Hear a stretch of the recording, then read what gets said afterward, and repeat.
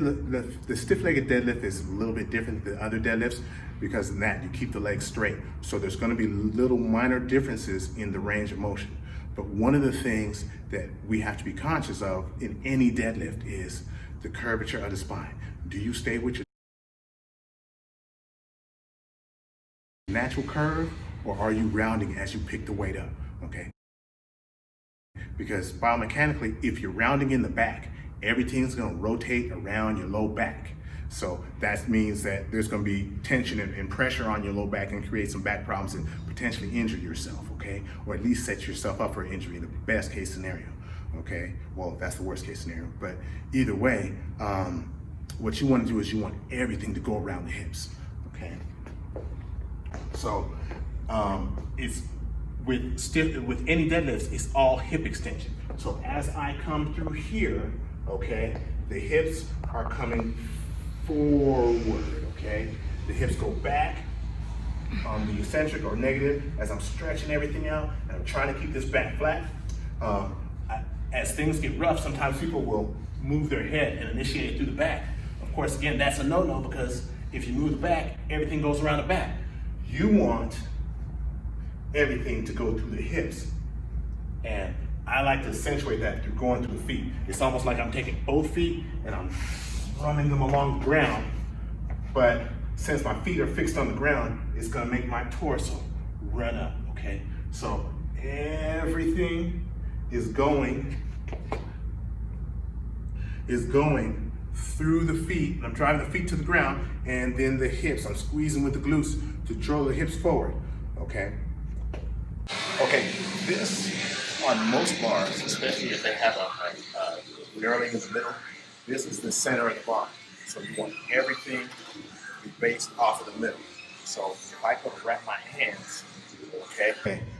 So this is the center. These are both the first marks from the center. So as I go to find my place, I use my thumbs to mark off, because if I get in too close, it's gonna, when I pull up, it's gonna rub down my legs, and that will get real annoying after doing so many reps and so many sets and things like that. You know, all that friction rubbing against your legs. So I bring them out just a little bit. There's my thumbs. Now, I usually use straps. Okay, so as you see, I got my straps on because my legs are definitely stronger than my grip, and I don't play any sports where my grip is required to be that strong. You know, if I did, I would just add a set or two without, even if it's lighter weight, without the straps. So I strap up. Here I am, and I always start from the pinky toward the thumb. Okay, so always from the pinky, start wrapping at the pinky, and I go towards the thumb, and I don't try to pile it on top of each other because that makes your grip fatter. And if your grip is fatter, it's gonna be much harder to hold on to.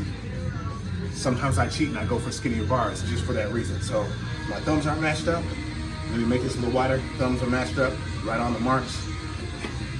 And there I am, I'm ready to go with my deadlift, or my stiff-legged deadlift in this case.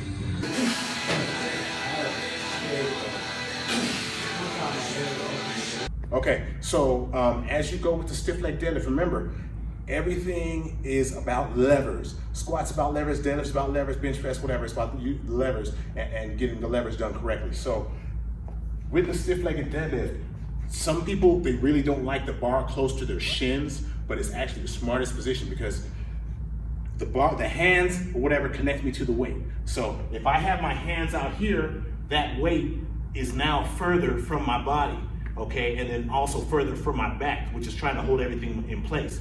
So it's gonna have to work a little bit harder, all right? So, and then I'm gonna have to waste energy to hold it out here as opposed to no energy to hold it out here, keep it close to my body.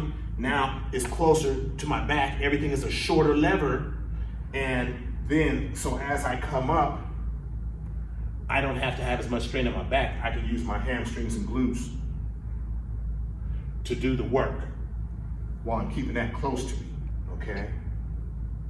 So that's something to keep in mind. And that's also the same with any deadlift. You wanna have the bar closer to you so that there's gonna be less work done by your lower back to hold everything in place. All right.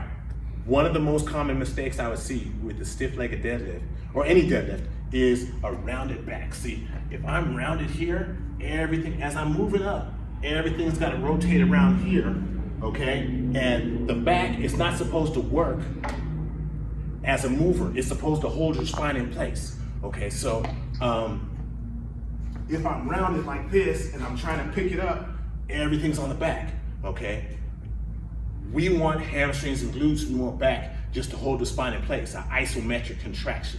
Isometric means same length. The muscle doesn't do the moving, it holds everything in place with your core muscles, okay? So I push everything through the hips. Again, it's about the hips. So I'm sticking out my butt and I'm not even trying to move my head. I fixate my head at a certain position on the ground, okay? And I'm right in here, everything is through the hips. Now, where you find your perfect distance is how far you can go and keep that back from rounding. So like I'm here and my back keeps its natural curve, right? Now, as I go to here, I start rounding. So trying to get it really, really far down is not good for me if I want to keep my back out of the movement. So I want to keep it right about in here where I can keep it hamstring and then drive on up. Again, keeping it close to my body and drive on up.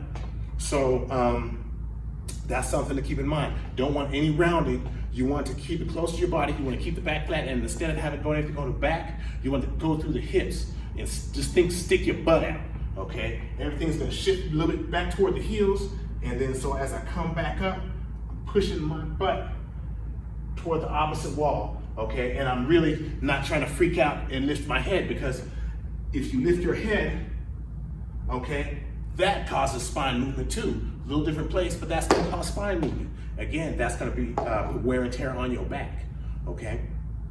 Okay, so I wanted to say this, just to make sure that everybody's doing this. So as I go into my set, okay, there's one thing that I always do that most people fail to do is I align myself with the bar or in a way that I minimize wear and tear on my back, okay? Or resist trying to use my arms, okay? So I will wrap my straps around the bar, get it set, get my hands set where I want them, okay? Then before I pull it off the rack, I will step closer to the bar, okay? So that way, instead of trying to pull with my back, I can use my legs and straighten my legs like as if I'm at the end of a squat and lift it up off the rack.